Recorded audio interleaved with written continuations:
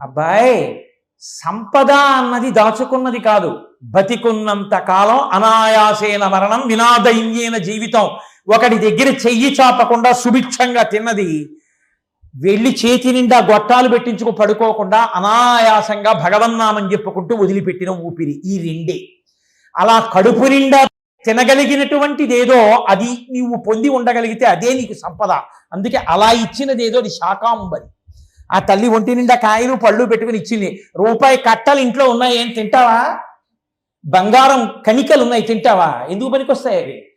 పిరికితనంతో భయంతో చచ్చేట్టు చేయడానికి పనికొస్తాయి.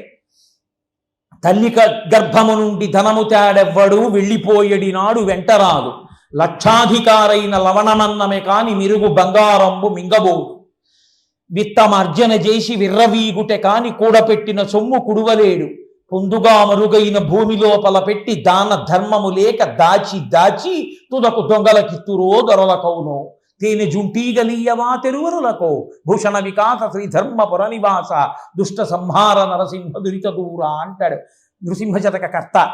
దాచుకున్నదేది నీతో వచ్చేది కాదు. నీవు తినడానికి లోటు లేకుండా ఉంటే చాలు, అదే సంపద. హాయిగా ఆ సమయానికి నువ్వు వెళ్ళేటప్పటికి సుభిక్షంగా ఉంటే చాలు. ఇంట్లోనా వండుదామంటే లేక, తిందామనుకుంటే కోసిన పండు కుళ్ళిపోతే ఇంక ఏమిటి నీకు బ్యాంకులో ఉన్నది? బ్యాంకులో కోట్లు, ఒంట్లో రోగం, ఏమిటి నీ సంపద? ఏమిటి నీ ఐశ్వర్యం? అది కాదు ఐశ్వర్యం. నువ్వు హాయిగా జీవించి ఉన్నంత కాలం తినగలగడం. తిన్నది కేవలం ఏదో ఆరోగ్యం కోసం ఈ శరీరాన్ని బాగా ఉంచుకోవడం కాదు. ఉంచి ఏం చేస్తావు? ఆ శరీరంతో బాగా ఉంచావు, బాగుంది, ఏం చేస్తావు దాంతో? చేసేదేమీ లేదు. ఎందుకు ఉపయోగం దానివల్ల? బాగా ఉంచడం ఎంత ప్రధానమో ఉన్న శరీరాన్ని ఈశ్వర సేవకి వాడడం అంత ప్రధానం.